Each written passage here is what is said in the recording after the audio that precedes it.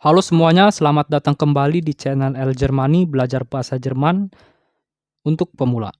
Oke, kita masuk di Lektion 23. Oke, jadi di sini ada judul kita negative artikel. Seperti yang sudah saya bilang di pembelajaran sebelumnya, jadi artikel itu dibagi menjadi 3 jenis. Ada unbestimmte Artikel, bestimmte Artikel, dan negative artikel. Nah, sebenarnya bukan hanya ini saja tetapi ada yang lain, cuman untuk di A1 karena kita masih dasar jadi ini aja yang perlu kita ketahui. Oke, kita lanjut. Oke, jadi di sini saya akan melakukan refreshing dulu. Saya akan ngetes daya ingat kalian. Oke, jadi di sini judulnya itu negative artikel in nominatif ya. Kita memang masih belajar di kasus nominatif dulu. Dan sekarang kita ke bagian negative artikelnya. Oke, jadi untuk mengingat, teman-teman pasti masih ingat bestimmte artikel itu ada apa saja. Nah, kalau gendernya maskulin ada der, feminin, die, neutral, das, plural, die, ya kan?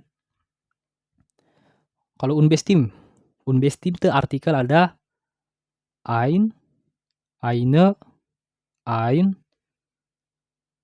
apa? Ya, nggak ada. Oke, kalau misalnya negatif artikel, itu yang pertama ada kein.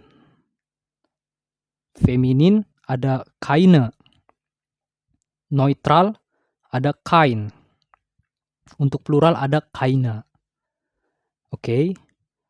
Nah, ini cara mengingatnya gampang ya. Teman-teman hanya perlu menghafal ein, hanya menghafal unbestimmte artikel ini aja. Karena di negatif artikel itu mirip seperti unbestimmte artikel. Dia hanya perlu tambah K di belakang, ya kan? Teman-teman perhatikan. Nih K yang saya kuningkan, itu saya tandain dengan huruf kuning, warna kuning. Itu kan hanya tinggal ditambahin K aja di belakang kan? Nah, sisanya kan sama, ein, ya kan? Nah, untuk yang plural, dia ada ya. Di negatif artikel mempunyai jadi keine ada di plural ya, di bagian plural. Kalau unbestimmte artikel tidak ada, oke? Kalau udah paham, catat dulu baru kita lanjut. Oke, jadi kapan digunakan negatif artikel ini? Nah, jadi dia digunakan dalam kalimat negatif. Oke. Contohnya, ini di sini ada sebuah gambar ya. Oke, kita buat kalimat pertanyaan. Ist das ein Apfel? Apakah itu sebuah apel? Nah, bukan ya. Ini bukan kan? Maka kita buat kalimat negatif. Kita jawab dulu. Oke, sebelum kita jawab, teman-teman harus tahu dulu ini jenis pertanyaan apa, jenis kalimat pertanyaan apa. Jadi ini jenis kalimat pertanyaan ya oder nein Frage. Nah, jadi ini yang pertanyaan yang jawabannya itu ya atau tidak. Ya kan? Apakah itu sebuah apel? Nah, seperti itu. Nah, berarti kan jawabannya ya atau tidak. Nah, kemarin kita kan ini jawab tidak kan karena salah. Nah, tidak.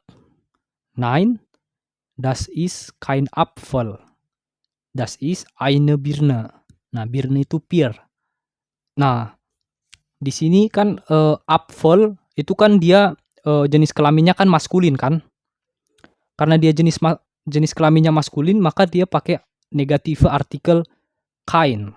Nah, kita di sini membuat kalimat negatif, maka kita pakai negatif artikel. Oke. Nah, jadi kalau udah paham kita lanjut dulu. Nomor 2, ist das ein Motorrad? Apakah itu sebuah motor? Nein, das ist kein Motorrad. Das ist ein Fahrrad. Oke, Fahrrad sepeda ya. Kita lanjut, nomor 3. Ist das eine Gitarre? Nein, das ist keine Gitarre.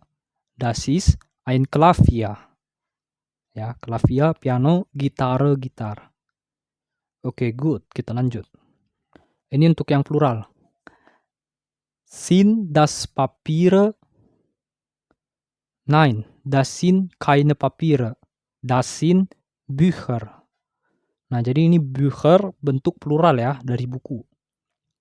Oke.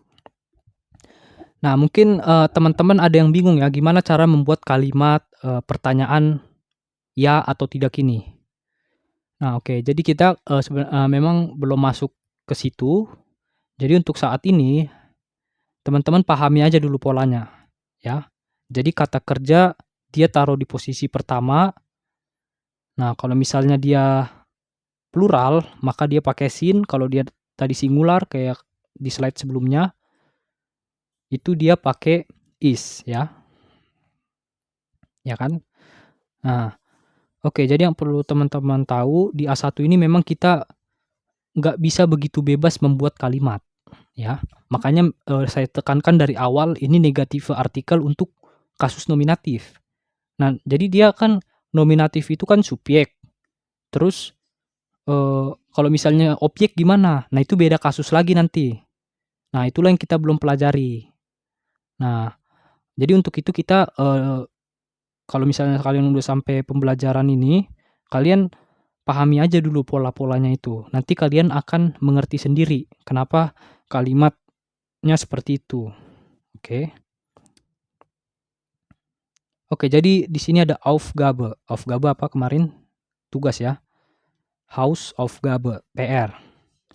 Jadi PR-nya itu buat 10 kalimat tanya dan jawabannya. Seperti tadi ya, contohnya. Kalau kalian lupa bisa kalian reverse kembali, baru kalian catat dulu biar kalian paham. Seperti contoh kalimat di slide sebelumnya. Oke. Untuk jawabannya kalian bisa taruh di kolom komentar, nanti akan saya coba jawab. Also, vielen Dank fürs Zuhören und tschüss.